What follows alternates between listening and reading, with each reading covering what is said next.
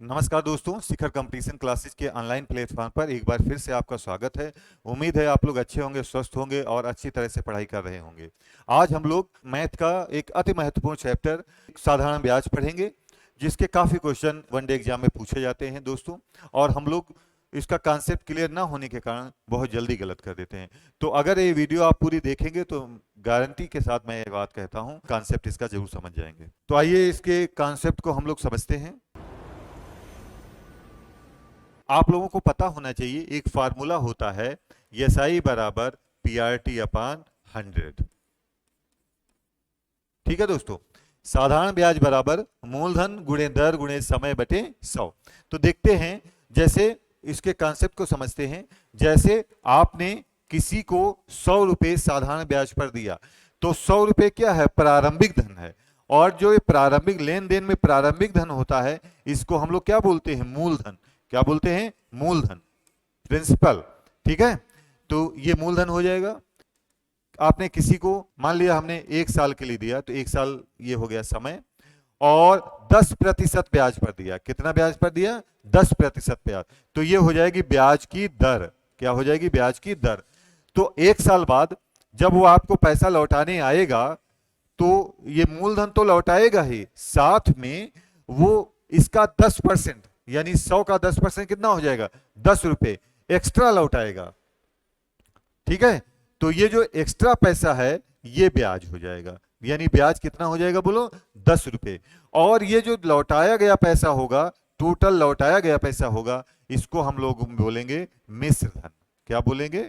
मिश्र धन। मिश्र धन का मतलब है मूलधन प्लस ब्याज। ठीक है दोस्तों, अगर ये 2 साल बाद लौटाने आएगा, तो मूलधन तो लौटाएगा ही, साथ में 2 साल का ब्याज लौटाएगा। तो 1 साल का ब्याज कितना है? 10 रुपए। तो 2 साल का ब्याज कितना हो जाएगा? 20 रुपए। और ये 120 रुपए क्या हो जाएगा दोस्तों?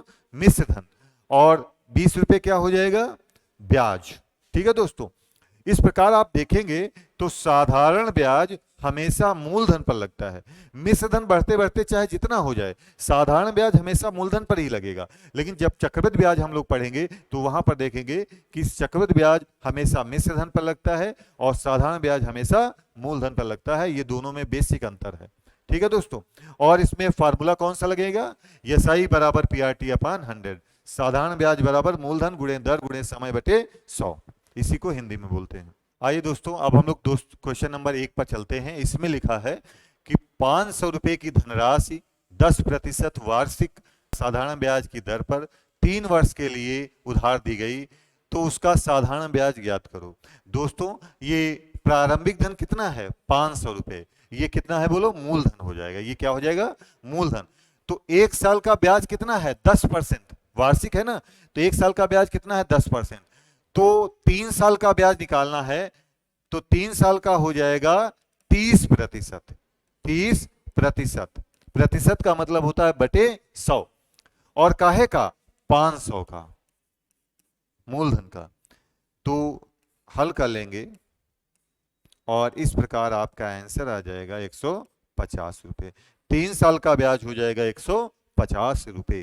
ठीक है दोस्तों, इस प्रकार सेकंड ऑप्शन आपका बिल्कुल सही है।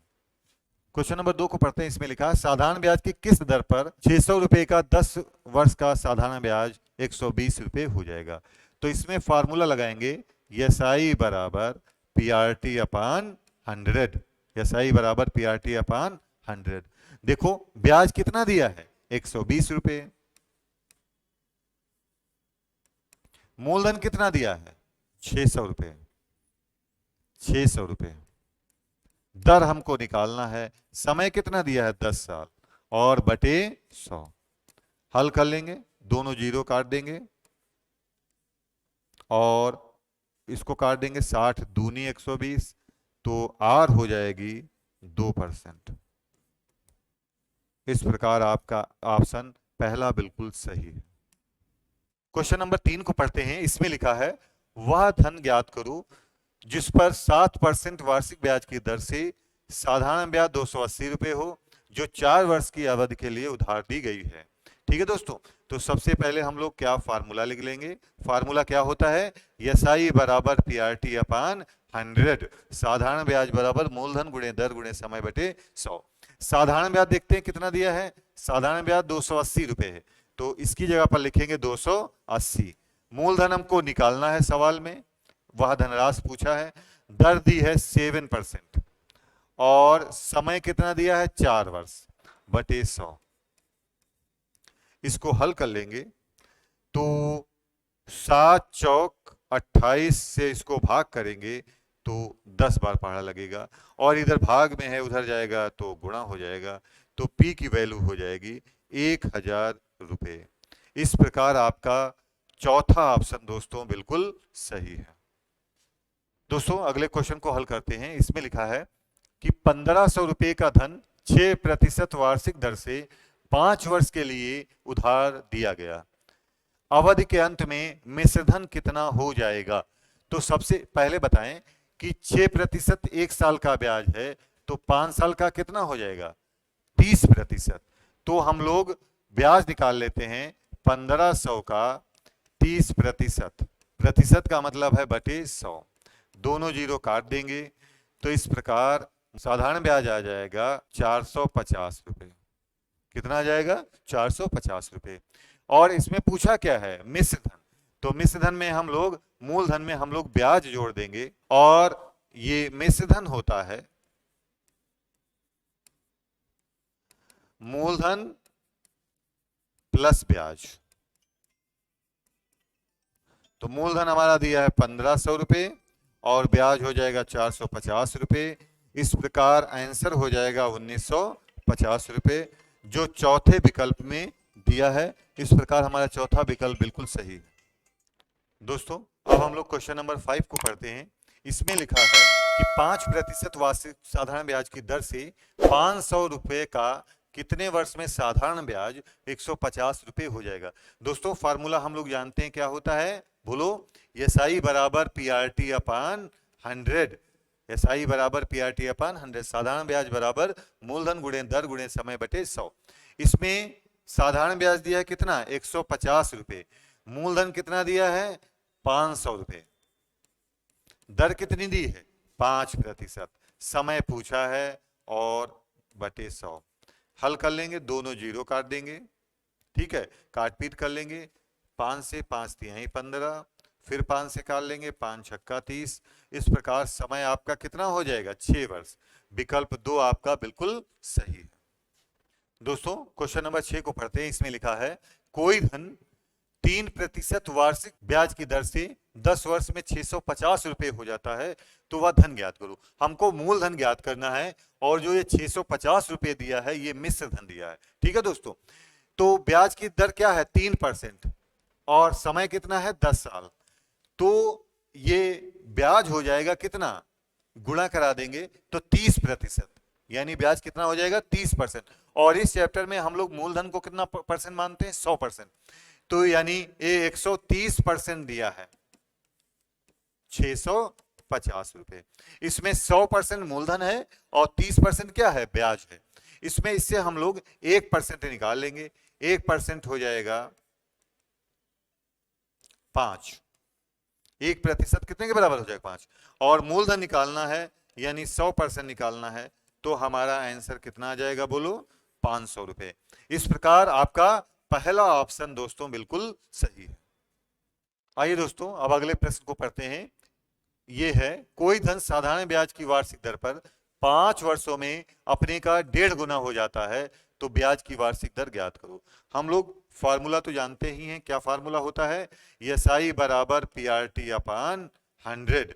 ये दोस्तों गुना वाले सवाल हैं, और इसमें एक नोट आप लोग याद रखिएगा, एक पॉइंट याद रखिएगा कि धन जितने गुना होगा ब्याज सदैव उससे 1 गुना कम होगा। तो हम गुना वाले सवालों में धन को 1 मानेंगे, और कितने गुना हो जाता है 1.5 गुना, तो हम सदैव जितने गुना धन दिया होगा ब्याज सदैव उससे 1 गुना कम होगा।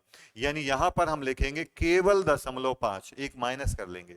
मूलधन कितने लिखेंगे 1, क्योंकि हमको गुना ही निकालना है, दर हमको निकालनी है, समय कितना दिया है 5 वर्ष और बटे 100। हल कर लेंगे तो R बराबर हो जाएगा, इसकी गुणा करा देंगे तो 10%। इस प्रकार आपका दूसरा ऑप्शन बिल्कुल सही है। ठीक है दोस्तों, 20 की 5.5 से गुणा कराएंगे तो आंसर आ जाएगा 10।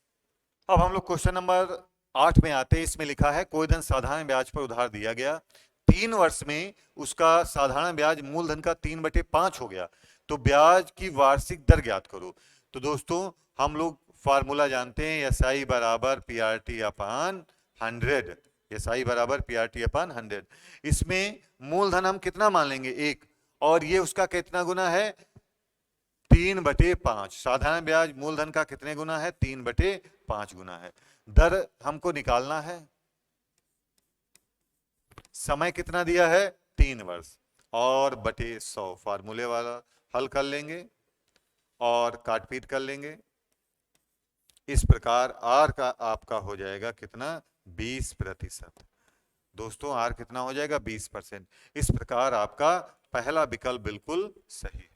आइए अब हम लोग क्वेश्चन नंबर 9 को पढ़ते हैं। इसमें लिखा है एक धन का 4% वार्षिक ब्याज की दर से 3 वर्ष के ब्याज उसके 5 वर्ष के ब्याज से 400 रुपए कम है, तो वह धन ज्ञात करो। दोस्तों ब्याज की दर कितनी है, 4%, तो 3 साल का ब्याज कितना हो जाएगा, 4×3 12%, और 5 साल का कितना हो जाएगा, 4×5 20%। इन दोनों का अंतर दिया है कितना, 400 रुपए। अंतर कितने हैं, 8%। 8% कितने के बराबर है, 400। तो 1% कितने के बराबर होगा, 50 के। तो मूलधन निकालना है, मूलधन का मतलब कितने परसेंट निकालना है, 100%। 100% हो जाएगा 5,000 रुपए। इस प्रकार आपका चौथा विकल्प बिल्कुल सही है। ठीक है दोस्तों, अब हम लोग क्वेश्चन नंबर 10 में आते हैं। इसमें लिखा है कोई धन साधारण ब्याज की दर पर 3 वर्ष में 575 रुपए और 5 वर्ष में 625 रुपए हो जाता है, तो ब्याज की दर ज्ञात करो। इसके लिए दोस्तों सबसे पहले हमको मूलधन निकालना होगा। तो ये बताइए कि 3 वर्ष का मिश्र धन कितना दिया है, 575 रुपए, और 5 वर्ष का मिश्र धन कितना दिया है, 625 रुपए। तो इस प्रकार 2 वर्ष में हमारा ब्याज कितना बढ़ गया, 50 रुपए। तो 1 साल का ब्याज कितना होगा दोस्तों, तो 1 साल का ब्याज हो जाएगा, 1 साल का ब्याज हो जाएगा 25 रुपए। ठीक है दोस्तों, अब हम लोग 1 साल का ब्याज 25 रुपए होगा, तो इसमें से ये 3 साल का मिश्रधन दिया है, इसमें 3 साल का ब्याज हम माइनस कर देंगे, तो 3 साल का ब्याज हो जाएगा 75 रुपए। तो इस प्रकार माइनस कर देंगे तो 500 रुपए क्या आ जाएगा दोस्तों, मूलधन। जब मूलधन 500 रुपए हो जाएगा तो दर हो जाएगी दोस्तों, ब्याज कितना है 1 साल का, 25 रुपए। काहे का, मूलधन का। और किसी भी भिन्न को प्रतिशत में बदलने के लिए सदैव कितने से गुणा कर देते हैं, 100 से। तो इससे हम लोगों को ब्याज की दर निकल आएगी। तो ब्याज की दर आ जाएगी 5%। तो इस प्रकार आपका चौथा ऑप्शन बिल्कुल सही है। समझ में आया दोस्तों। क्वेश्चन नंबर 11 को पढ़ते हैं। इसमें लिखा है कोई धन 15 वर्ष में साधारण ब्याज की दर से अपने का 2 गुना हो जाता है, तो ब्याज की दर ज्ञात करिए। ये गुना वाले सवाल हैं और हमने बताया है कि धन जितने गुना होगा ब्याज सदैव उससे कम 1 गुना कम होगा। तो फार्मूला होता है एस आई बराबर पी आर टी अपान 100। साधारण ब्याज बराबर मूलधन गुणे दर गुणे समय बटे 100। तो गुना वाले में धन को मानते हैं 1 और 2 गुना हो जाता है, यानी धन 2 गुना होता है तो ब्याज कितने गुना हो जाएगा, 1 गुना। दर हमको निकालना है और समय का साल है 15 साल, और क्या लिख देंगे, बटे 100। तो काट पीट कर देंगे, 5×3 15, 5 20 100।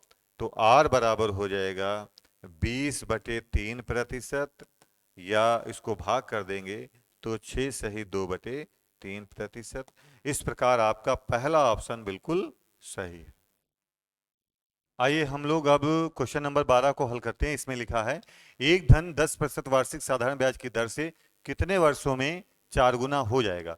तो दोस्तों हमने बताया है कि धन जितने गुना होगा ब्याज सदैव उससे 1 गुना कम होगा, और ऐसे सवालों में धन को हम लोग 1 मानते हैं। तो फार्मूला क्या होता है, एस आई बराबर पी आर टी अपान 100।